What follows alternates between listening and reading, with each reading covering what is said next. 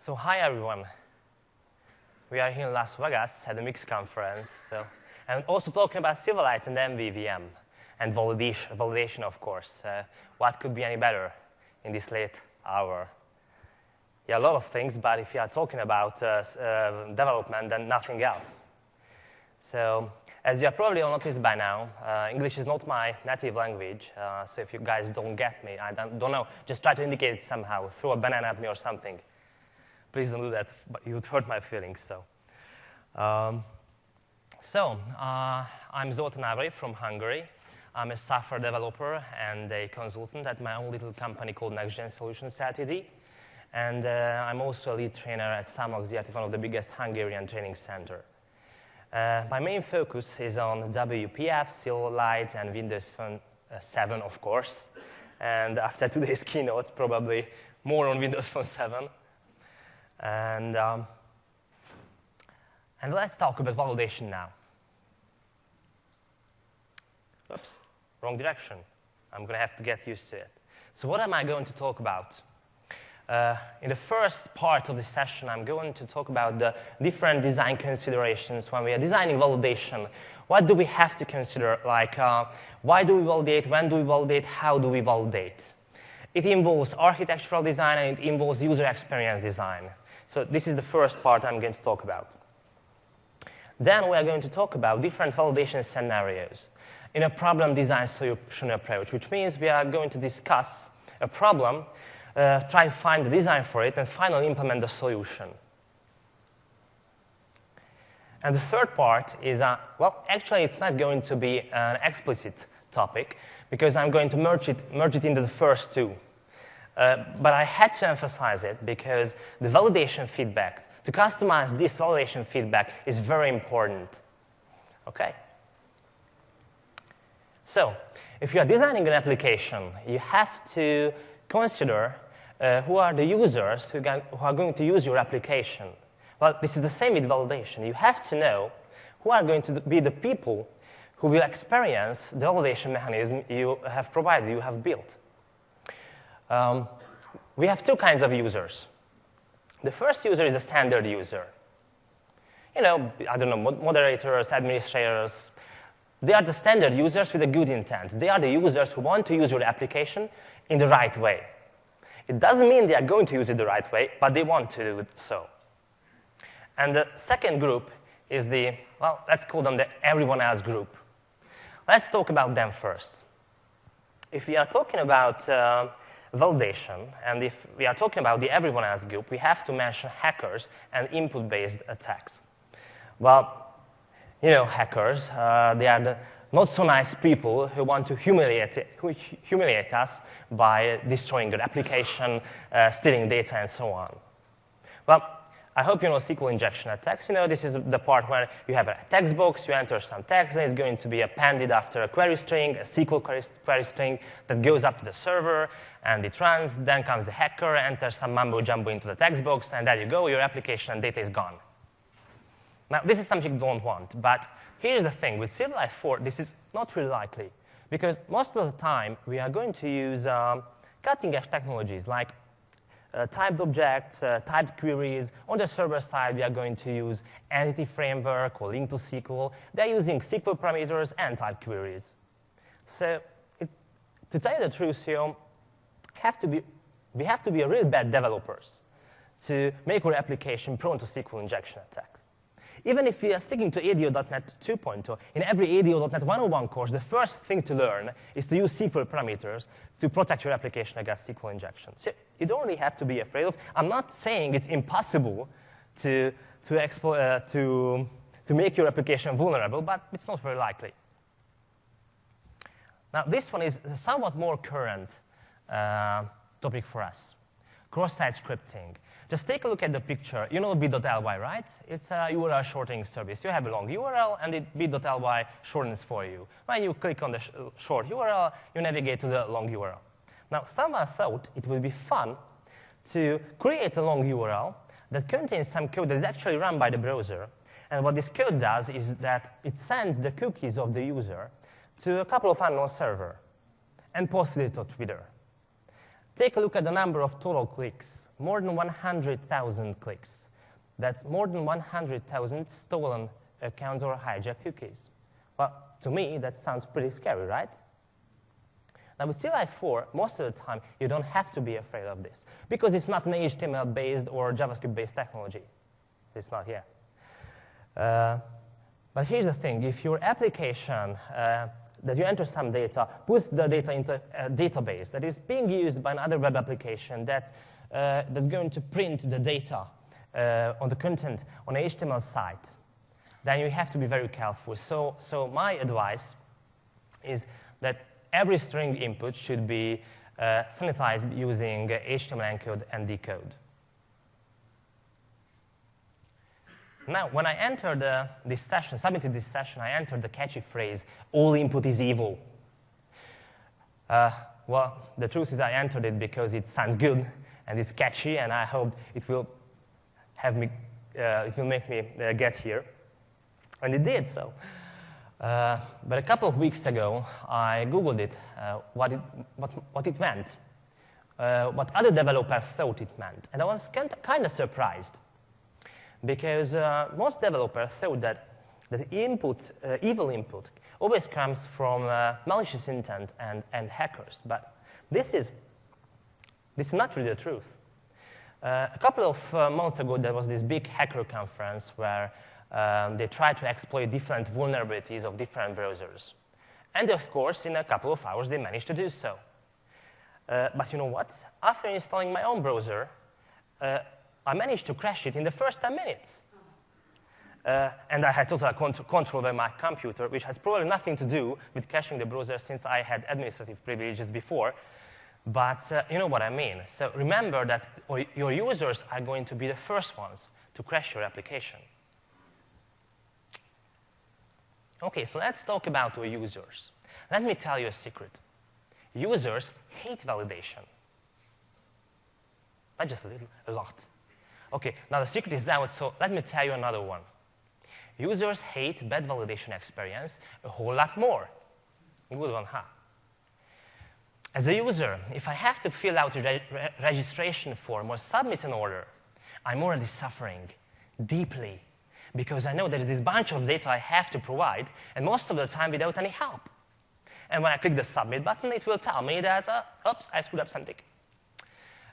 If I'm lucky, it will tell me what went wrong. If not, then it will tell me that validation error occurred, please fix it. True story. I spent half an hour ordering an upgrade for a car. So as a user, I'm asking you, why do you let me screw up? I mean, seriously, why can I enter bad formatted data into an input field? Why do I have to click on a button to find out that my password is weak or confirmation failed? Why can I enter text into a text box that only accepts numbers? And I could go on and on. Here's my last secret. Users love to be constrained. They love to be constrained, even if they say they don't. You want examples? Take a look at how different companies traveling in the smartphone business and tablet business write applications and operating systems. They provide highly constrained input controls, input scopes, max text boxes, launchers, choosers, and people love them. You know why? Because they can't fail. No one likes to fail, not even on a single registration form, especially not on a single registration form. So my advice, constrain your input as much as you can, as much as it makes sense, and your users won't mind. They will be grateful. I promise you this. So to sum it up, we have to validate to protect our application, to protect the data, and protect the consistency of data, regardless of what kind of input do we have, malicious or not. And we have another aspect, the user experience. Build great UI, build great user experience, use cool controls that helps the users work, that helps the users to be as productive as he can be. If you can, try to avoid validation. If it's not necessary, let me give you a very simple example. Amazon's one-click buy.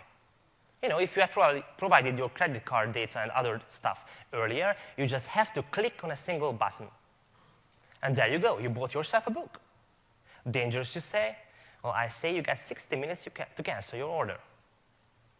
Also, don't ever rely on the default error messages. Always provide meaningful and descriptive error messages in the language of the users, not yours. They are not geeks. They are not going to understand it. Okay? So don't ever rely on default error messages. Okay, now that we all agree on, I hope so, that we need some really careful design when we implement validation, let's talk about the different scenarios. First, single property validation. Well, that one is easy. You know, you have a single property, you just want to validate it according, I don't know, to a regular expression or something like that. It's not that big a deal. We have another one, the single object validation, where you have just a single class. Maybe you have properties in it which depend on each other. Not that tricky, but has some problems.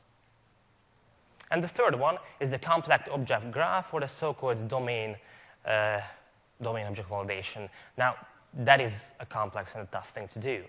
In this case, maybe you have complex logic on the client and the server, and you have to use both to validate your object. So we have to find a solution for all of them. So let's start with single property validation. As I said, this is an easy one. You have just a single input. Maybe you have a social security number, you have to validate according to a regular expression, or you have an age property and you have to make sure that it's between 18 and 90, or you have some other formal constraints like the minimum or maximum length of a string.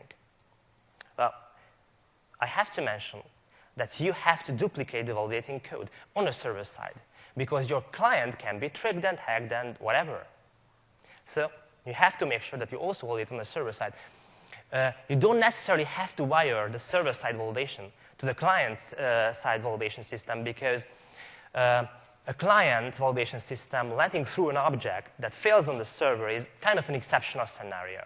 That means that something went wrong with the client. Well, single property validation is easy, but it has a couple of issues.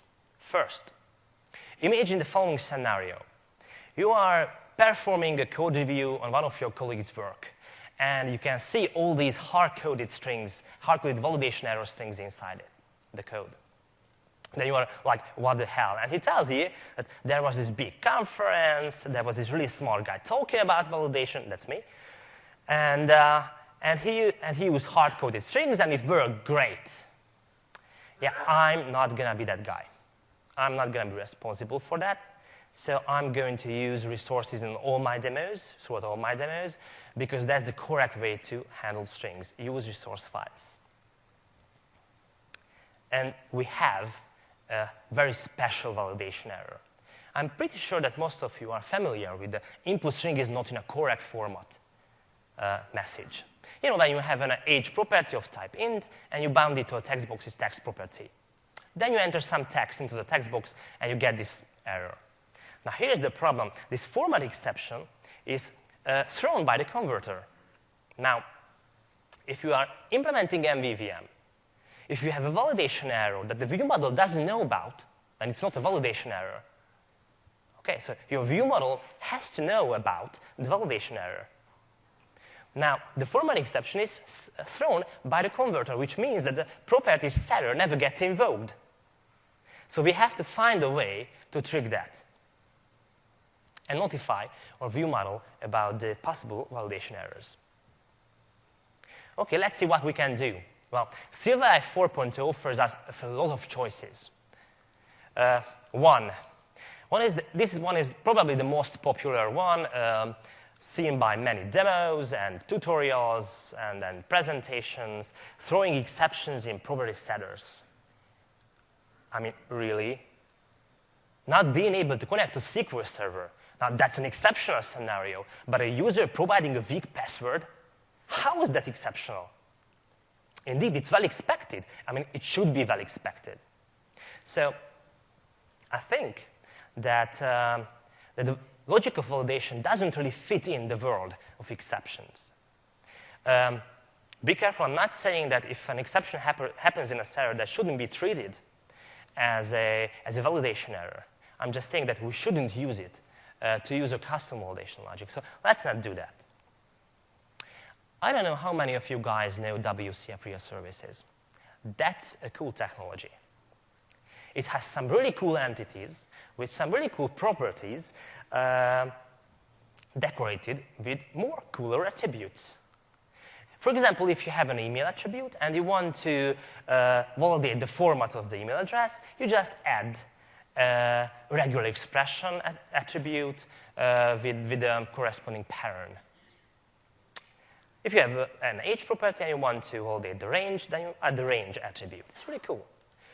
These entities can handle these validation scenarios, and the data form, the data grid, and some other third-party controls can handle these attributes. Really cool.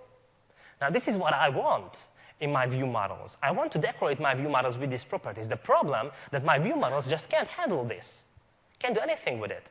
So we should do something to implement a mechanism into a view model so our view models can support this scenario. I have good news. These controls and classes use the validator class to use attribute-based validation. We can use that class, so we can build a view model base. Also, we can have a couple of cool interfaces like iDataErrorInfo or iNotifiedDataErrorInfo to provide feedback for our UI. Now, I'm going to prefer iNotifiedDataErrorInfo because it basically knows everything that iDataErrorInfo does. And it knows a whole lot more. So let's stick with that. Also, we had this format exception problem. You know, the input string is not in the correct format message. Now, I have some good news again. OK, view models don't know anything about the validation error, but a control may know about it. If on the binding you set the validates on exceptions and the notify on validation exceptions properties to true, then a binding validation error event will be raised on the control whenever a validation exception happens. There you go. In the event handler, we can notify the view model about the error if it was a format exception. Okay? We just have to decide if we are going to implement this as a behavior or an attached property. I prefer behaviors because I really don't like to touch them all, and I prefer drag and drop. Okay, so let's see an example. Okay, let me switch to C. Okay, so far so good. Great. And before I do anything, let me run this one just to see our form without validation. Okay, we have this very cool site where I'm going to make a mistake. Nothing happens. I'm going to remove this one. Nothing happens. Okay, so we need validation here. We need regular expression validation here. We need range validation here, and required validation here. Okay, great. So I have this core folder with an interface prepared, iValidating view model base. Let me open that. Now, this will be a couple of functions that will be implemented by my validating view model base class. Okay, so let me replace this one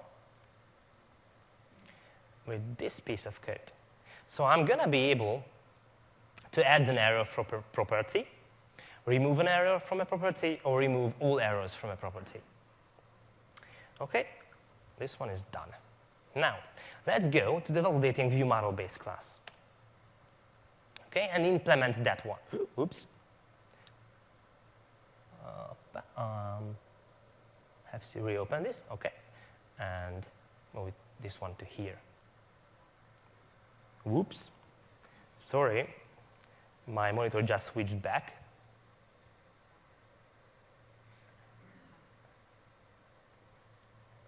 Okay, just a second.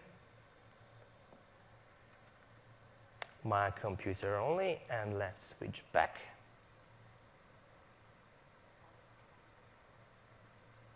Okay, and let's go to projector only. It tends to do that.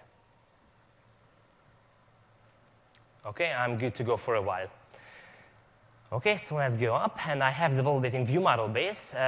I'm inheriting from the view model base class provided by the MVVM Lite toolkit written by Laurent Bugnon. And I'm also implementing my iValidating view model base with those 3 functions. And I also have the iNotify data error info interface. Yeah, that's not me. It's a really cool effect, but I haven't programmed it. OK, so I'm going to have a collection of lists. For every property, we can store more validation errors. We have the validate property method, so we can validate a property according to a property value. And I'm going to use the validator class to try to validate a property using the current context on this object with this property name, and push all the validation errors into the validation results list. Okay? If we are not valid, then we are going to add this error with this message. The iValidating view model-based members, they are here, the add error, the remove error. This is just plumbing code. I don't want to dwell into it. Okay? And the remove errors. They're all using the error list collection. And I also have the iNotify data error interface. Well, I have the errors changed event. I'm going to be talking about it later. And the get errors, this is going to be used by the controls to get error for property. And I also have a has error property to determine if we have errors at all or we don't. Okay, these are just a couple of helper functions. Okay, this is done as well. Okay, now let's open the third file. This is going to be the registration view model. If you take a look at it, it has just a couple of plain properties, no validation at all. Okay, so let me change that. I wish all my programming tasks were that easy. Okay, so we are inheriting from the validating view model base. And if you take a look at it, over every property we have an attribute from the data annotation namespace. Required, required, required, and regular expression over the email. You can see the regular expression pattern here, and you can see that the email is also required. And in the setter, you can see that if we are going to set the property, we are going to call the validate property defined in our view model base class. And if we are invalid, then we can set the value. Okay. You can also see that I'm using error message resource names. This is because I've defined the resources folder with a resource file. I have a couple of keys here, and the validation error messages here. Okay. So all I have to do is to tell the key and the type of the resource, which is validation message resources. Great. Now, at this point, this should be working. Well, kind of working. Okay, so let's run it.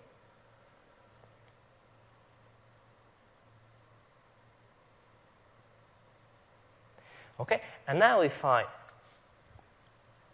hit a tab, you can see that this field cannot be empty. Okay?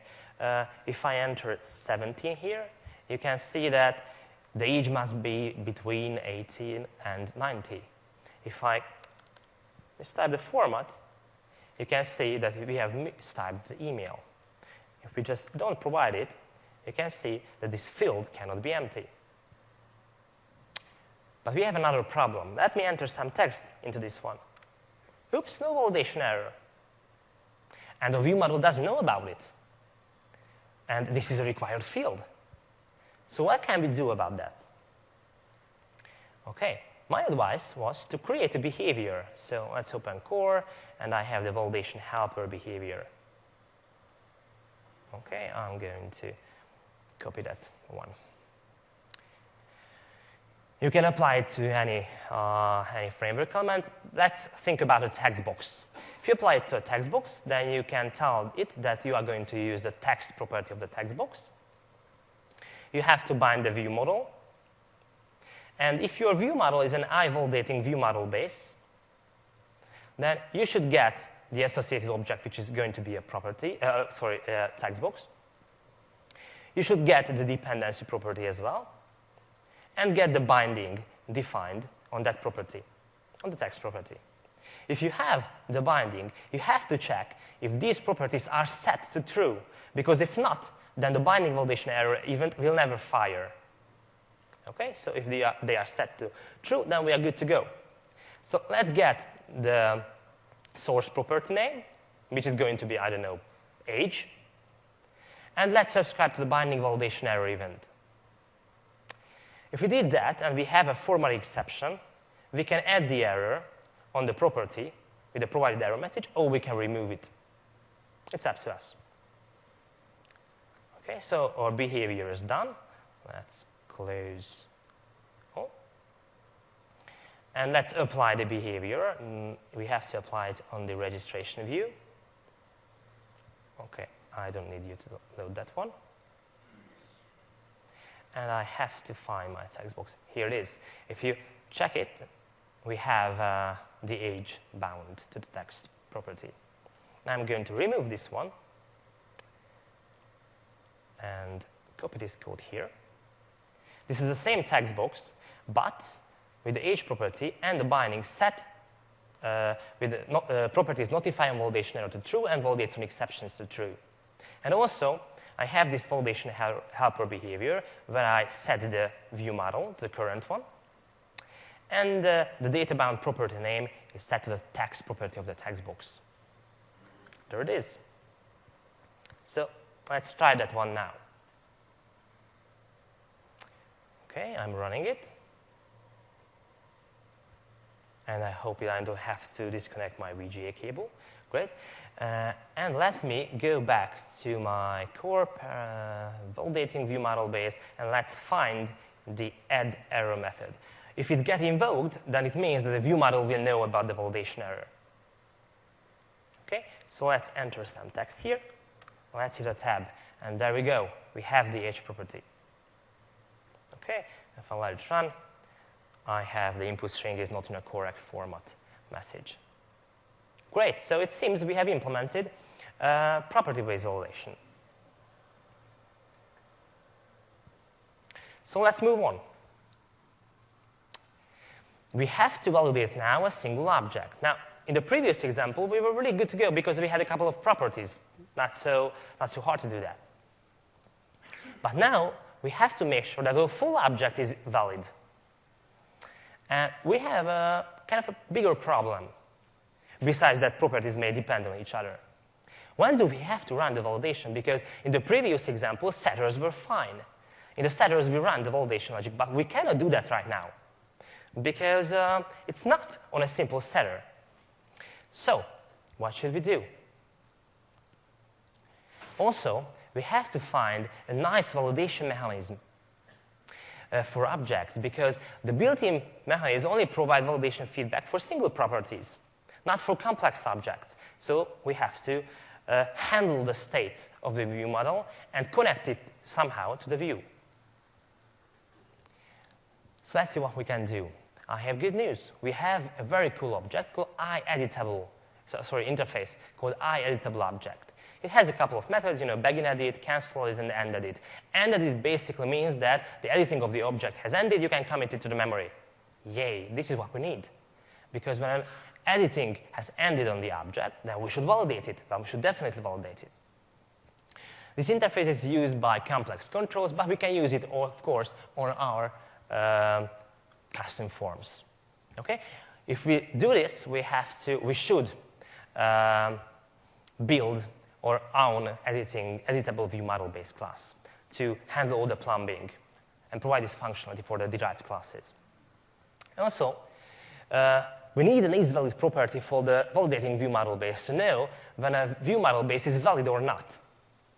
I have some good news because the iNotify data error info interface provides the hasError property for that. So that's a problem just got off our table. Okay, so let's see how we can perform object validation. Okay, let me switch back to C and pray it's going to be fine. Okay.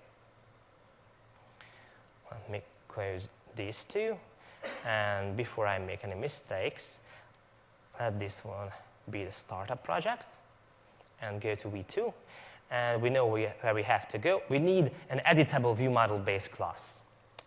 By the way, all the source code will be available later on my blog. So if you want to take a closer look at it, you can do that. Okay, so we have the editable view model base, which is going to be inherited from the view model base class. Let's copy that one here. If you want to see what happens really here, that you have a begin edit where you clone your object, you have a cancel edit where using some reflection, you can set the original property values back to the current instance. And the end edit, you can forget the old instance. Well, this is it. So we have the editable view model base. Now, let's go to the validating view model base class. Okay. And insert our code here. Now let's see what we got. Well, we can cancel the edit of an order, of a view model base, but we still have to validate. If you call end edit, we have to validate first, and we don't have any errors, then we can commit. Otherwise, we can't. Also, we define now a property to display as a validation error for the whole object, because a single property validation error is just not enough. And also, we define the validate view model method as an abstract method. Okay? So the derived classes will have to implement this one. And now, go back to the booking view model class. You can see that we have a couple of properties like hotels, selected hotels, persons, and things like that. And we have some dummy data as well. And let's add this code here. Well, what can we do? In this view model, we can submit the booking, end the editing of the object, and submit the booking details if we don't have any errors. We can cancel it. And here's the important part. We can validate our view model. Oh, we should. And here's the logic. If the arrival date is later than the departure date, then there is something wrong with these two properties. And the object validation error message should be set to this resource as well. Okay, these are from resource files. Otherwise, we have to remove the errors. Great. Now, this thing will only work if we have a begin edit call. Well, data form performs this for us. A data grid will perform this for us, but our custom form won't. So I have an idea. Let's write a behavior for that. Why not? We love behaviors. We check it. We have this edit and focus behavior. And what I want to do, if I have a details form and any of the controls gets a focus in there, then we are in editing mode. This is what I want. But get focus is a rooted event, so we can build a behavior for that. Okay, let's remove this one and add the edit and focus behavior. If you just want a very brief look at it, you have to specify the editable object. Okay. Then we will subscribe to the get focus. Oops, that's a minus. You don't see it. You see it as a minus. Okay? And in the event handler, if the editable object was an editable object, we should call the begin edit. Great. So we have this one too. Now, theoretically, we have the validation mechanism. Now let's wire it up with a UI. So I'm going to move to expression blend, because I love to do that. And first, let's find this behavior and apply it. Okay? This was the, oops, that's too many characters. This was the edit and focus behavior. Okay? And if we check the visual tree, we have this grid. So let's apply it on this grid. We have this editable object, and tell it that it should use this view model. Okay? So if I click any of this, it will get the get focus, and we are in editing mode. Great. Now, we should indicate somehow that the object is invalid. Okay, the properties will be invalid. That's okay. But we have to indicate somehow that the object itself is invalid. So what I'm going to do is that I'm going to define a couple of states, visual states. Let's call them validation states. And I'm going to add the valid state and then invalid state. I'm not a designer, so don't expect anything fancy. Okay, so if we are in an invalid state, what should we do? If we are in an invalid state, then we have this object validation grid right here. And if we take a look at it, it's just not visible. So let's display it. Also, it has a text block. And if we check the text property of this text block, it's already bound to the object validation error message property, which we provided. Cool. And also, let's make the border of this thing red. If you check the border brush, it's already red, but the alpha channel is 0, so let's move it up. So it's going to be fine. Okay, one last question. How am I going to do that the view models has error changes, then the visual states can change? Well, we have a cool behavior for that. It's called data state behavior. So let's drag it and apply it on the layout root and tell this one to bind to the has errors property. And the has error is true, then we are in an invalid state.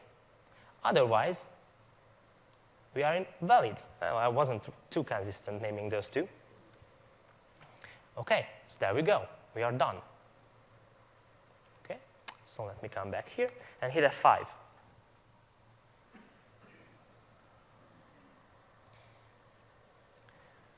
Okay, so what we should see right now is a very simple booking site.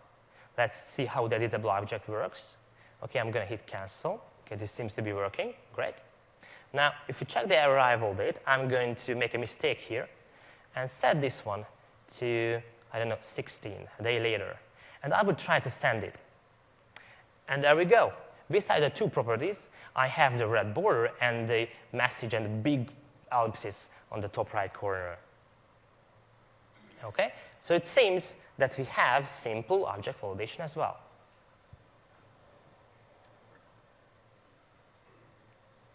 Okay, let's move on. Now we have a tougher problem because we have to validate a complex object. To give you a very simple scenario, you have a username on a registration form, and when you enter the username, you go to the server and check if the username is already in use by another user. If yes, then it's a validation error. If not, then it's not. Now, most of the time, with complex object graph validation, you have to have a complex logic system, regardless of validation technique.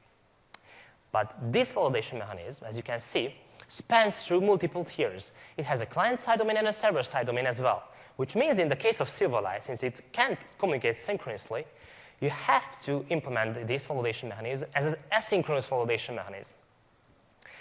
And also, we have a problem with validation states. Just to give you a very simple example, still on the registration form, last input field, a text box with the email address. And you have network latency, maybe 4 or 5 seconds. The user enters the email address and clicks on the next button. Why wouldn't he? Everything is valid. Well, the problem is if he would waited maybe 5 seconds, it would have turned out that the email address is already in use by another user. So it turns out that the has error property can lie to us now. So we have to do something about that. What should we do? Well, first of all, I have some good news. The iNotified data error info supports asynchronous validation. This is what the errors change event for. So this problem just got off our table. We are good to go. And now that the has error property lies to us, we have to introduce 3 states. We have a valid state, we have an invalid state, and we have a validating state if we have long-running asynchronous validation. Now, the problem is that in the previous example, we have wired up the view model and the view and the states using the data state behavior. I hope you remember that. But that behavior only works with Boolean values. But now I have an enumeration. So I'm going to need something else. Well, we have NuGet. And you can download the response.mvvm NuGet package for free, which includes a really cool behavior, VSM changer behavior, which will monitor your view model for enumerations decorated with visual state group attributes and move your view into a specific visual state. Okay, so that's going to be really cool. Also, we should improve our validating view model base, so this would be all automatic. Okay, so let's see how we can do that. Okay, this was an A. C. Okay, let's close these ones. Okay. And tell them that we are doing the third demo. Start page. Great. Okay. And as always, we have to go back to the core and see our validating view model base. Let's scroll down to the bottom, and you can see that we already have validation states, a valid, an invalid state, and the validating state. Okay, so let's add some code to make this one work. Okay, now let's see what we have here. Now we have a validation state property decorated with the visual state group. This attribute is for the VSM changer behavior that we are going to use. We also have an end async validation, because if you have long-running async validations, you have to make sure that the synchronous and asynchronous validations just don't mess things up. So we should call this one. And after every add error and remove error, we should re-evaluate these states. Okay, basically that's it. I have to make just a little more adjustment. I have to uncomment these, and this one, and this one. Okay. Okay, so our view model is ready to perform some asynchronous validation. So let's do that. Let's go to the view models, let's go to the registration view model, and let's find the email property. Okay, as you can see, we have a perform additional async validation method here, which is, of course, not yet implemented. Okay, I'm going to add it here. As you can see, we are going to call web service, and after the call, before the call, we are going to set the state, validation state to validating, so we are performing an asynchronous validation. And if we get the results, if the email was invalid, then we will add the error, otherwise we will remove the error, and we will indicate that the async validation is done right now. Okay, now the next thing we have to do is to wire up the visual states, the validating, the invalid, and the valid state to the UI. Okay, so let's do that. Let's go to views, let's open the registration view. I don't need you to load it. I don't need you to load it. Okay. And first, let me add the VSM changer behavior. This one here. So as I said, this one will watch for data context, actual view model, and if the visual validation state property will change, it will change the visual states accordingly. What visual states?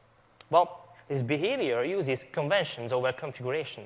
So if you take a look at it, here are my new visual states. Okay? We have a visual state group named validation state. And we have visual states like validation state valid, validation state invalid, and validation state validating. Well, these animations, what they do is just simply enabling and disabling controls. But this is the main thing here. Okay, so it seems we are good to go. Let's run this one again. Or for the first time, I don't know. Don't even remember.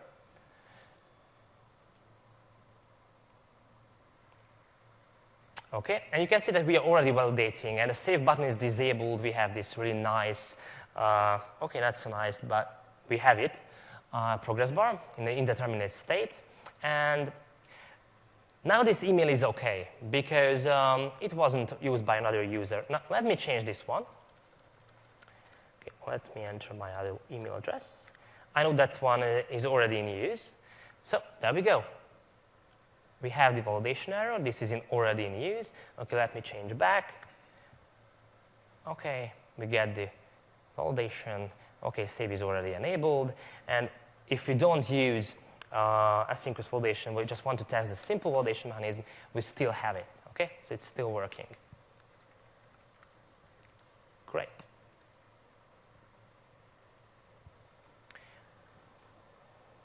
Let's switch back again.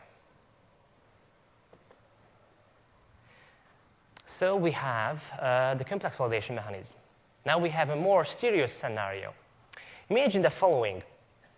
You have a main container that has a wizard in it. And every wizard step has its own user control with its own view models. And every view model can be invalid. But the main view model, the master view model, depends on these view models validate the validation state, whether they are valid or not. But the main view model or master view model just doesn't have a reference to these view models. They are just loosely coupled. So we should find a way to notify the main view model if view models in a certain group are invalid. So how can we do that? Well, my idea is to create a validation service. A validation service that is accessible for all the view models in our application and can tell us whether we have view models in a certain group in an invalid state, and can give us those view models and can give us those errors. Now, how we should implement that? Maybe we should build a common validation error store, because right now, every view model is responsible for its own validation, storing its own validation systems and errors. So what we should do now is to create a common validation error store. And if we do that, we have to be really careful, and we have to design it to be extensible and to be reusable, as generic as possible. And maybe we should implement it as a singleton. Okay, now let's see that one. Okay, still not A. Okay, close about this. I'm not going to use code snippets because this one is pretty complicated and requires quite a lot of code.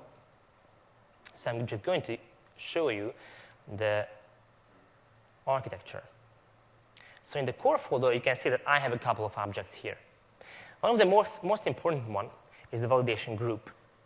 You can see that you can create objects and assign them to a certain validation group. If you don't assign them to a specific group, they will be placed into the default group.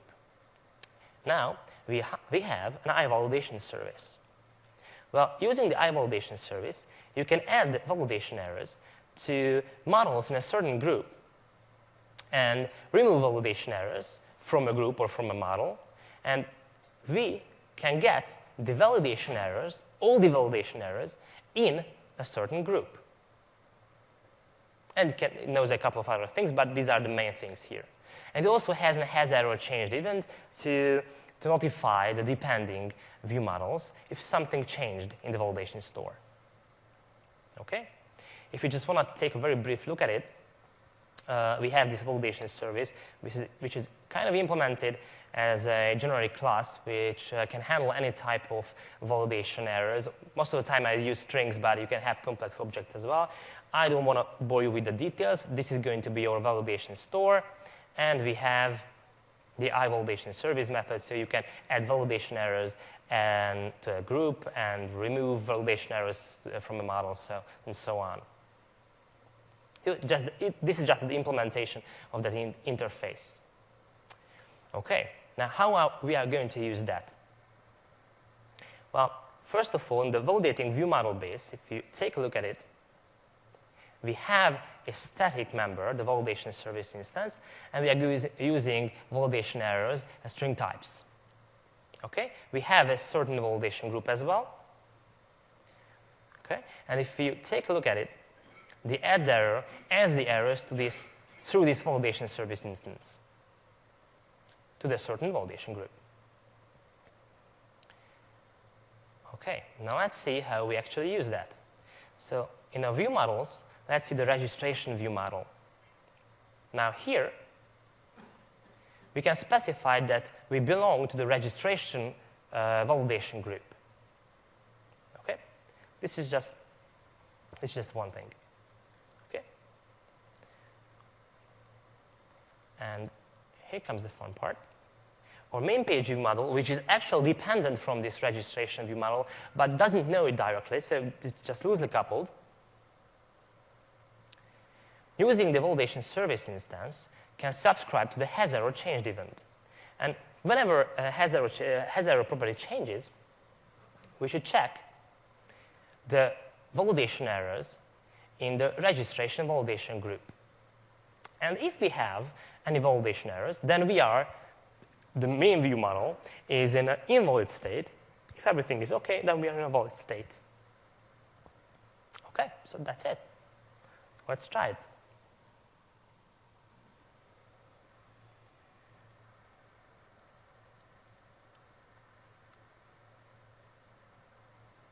Okay, this is not that one. I have to set this one as a start page. Okay, now it's going to be a whole lot better.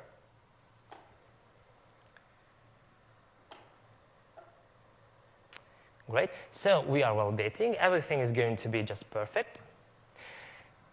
Okay, if you take a look at it, I can't click the next button right now. Okay. And let me remove this one. So we have a validation error. Okay, we know that here is a validation error. The object is in an invalid state. Now, this part here inside is the registration view, but the outer container is the main page. And you can see that it's red because it has a validation error, and you can't click the company info, which would be the next step in the wizard, and you can click next. Okay, so let me set this one back. You can click next now, or you can click the company info. So it's just working. Our main view model knows if there is something wrong in the registration validation group.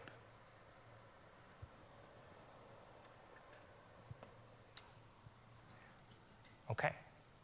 So, just to sum it up, when we are designing validation, we have to be really careful. Our first goal has to be that we should provide a validation mechanism that will protect our applications against any kind of input, malicious or not. So security is the first and main aspect. But user experience is just as well as important. You have to make sure that your users can be productive and the users can easily use your application and won't be frustrated by it.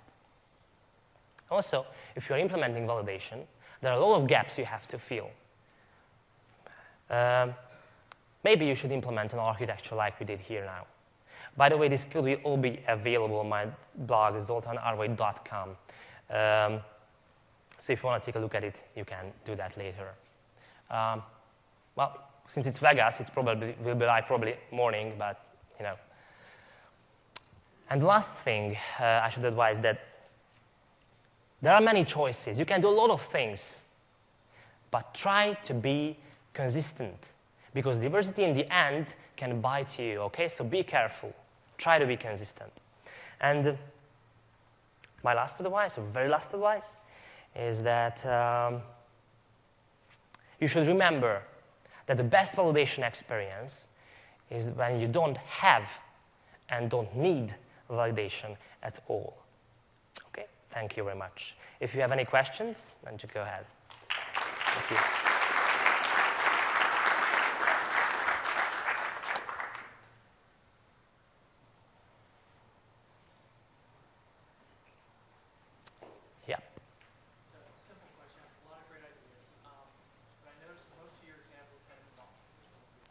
So, just a little bit louder, please, because... Sorry. Am I on? Okay. It's much better. All right. So I noticed most of your examples didn't have any models, and for most of us, anything except really trivial validation is really a business rule. It belongs in my model where it can get reused. Yeah. So what's your, if you don't like exceptions, how do you communicate between your model in a view model agnostic way? Because it's the model doing the validation, not the view model. Yep. I had a version, and I was thinking which one should I bring here, where I had this registration data property, which we used actually. And the attributes were based on the original entity, on the original model entity. And they worked perfectly. I just changed my mind and used this scenario. Okay, so you can implement that mechanism as well in your view model base to use your properties to validate them. Okay, just add an extra attribute, and if you can, you see that this property should be validated, then apply validator dot try validate property on your entities. Okay, so that should work too. Okay. You used the behavior to handle the changed on the text for your validation on that. Is there a reason you'll use that over string formatter property on your data binding? So when you entered in text for your age to be 19 and 90, right? So the string formatter will prevent the user from even entering in an alpha key if you've got it set up right. Yes, you could do that. And also there is also a trick when you, in your view model, the age property is actually a string. I don't know, I don't like that. Okay. So it was just a That's preference my reason? very simple reason. I just don't like that. Okay, thanks. Okay, but you could definitely do that. Okay. Yep. Well, you showed us a lot of plumbing code that you put in, kind of those core classes and so on. I wanted to know what recommendations you had for off-the-shelf libraries you could just drop in that would have that plumbing code pre-baked, so we could just focus on the validation business rules. So question is, what's my recommendation on how to integrate with those libraries, external libraries? Right, or particularly, what external libraries would you recommend? What are some of the best add-ons? Well, personally, I prefer a lot the MVVM Lite toolkit because it's very simple, it's very subtle, it's very easy to use. There are a couple of really cool behaviors also in the response of the MVVM Lite package. That's really cool because it works with Silverlight 3 and Windows Phone as well. Okay, for example, the VSM changer behavior, like data state behavior, you don't have in a Windows Phone 7 scenario yet. Probably in Mongo you will have that. So I would recommend those two packages. Those are kind of cool. Excellent, thank you. Okay. You're welcome. Okay. Yep. So you use the attributes Yes, as a way to kind of decorate your view models for different things. If you have a scenario where your validation rules change or need to be configurable for different reasons, particularly with changing regulations within healthcare, what extension points within the kind of framework that you showed today, where would you kind of put those places to pull in and consume? I don't remember. Maybe, I think I have implemented in the view model base the validate property method as a virtual method. So what I would recommend in that case to override that one and apply those custom rules by hand. Okay, so I would do that. Thanks. Okay. You said you were going to put the code examples on your blog. Did you give the address? Yeah, okay, it's not that simple. So just let me print it on because my name is strange to you guys, I know that. I should do that, and I should have done that. Sorry. Yep. Yeah, it's my name, I know. Believe me, in my world, in my country, it sounds great. Okay, and so just go on there and look for blog. Yeah. Okay, thanks. Okay. Yep. Tomorrow morning. We are in Las Vegas, so I can't promise anything about today. We never saw that form in the blank state. So like a field that's required, does your validation error show immediately when you open the form because that field starts off as blank? Well, it kind of depends how you implement validation. Right now, it was a demo, so it validated right away. Okay? That's just because I entered the data. So if you leave those fields empty, it would work great. And if you leave one out and you have the required property, it should just work as well. You can try that in the sample I will upload it. Okay? You just have to maintain the validate view model abstract method. Okay? Well, more what I was getting at was that I did something similar in a project where I had to like keep track of which fields the user had, put the cursor in Yep. to know if I should be showing the validation error, because obviously if they haven't even put the cursor in that field, then they haven't done anything wrong. Yes, that's right. That's right, but if he clicks the submit, the next or whatever button, then you should display that's Right. That's okay. Right. And, So and then this I scenario was, displays so then it. when they would click the submit or whatever, I would go through all the fields Yep. and Yep. trigger validation on Yep, them. that's right. That's right. Okay. No more questions? Thank you.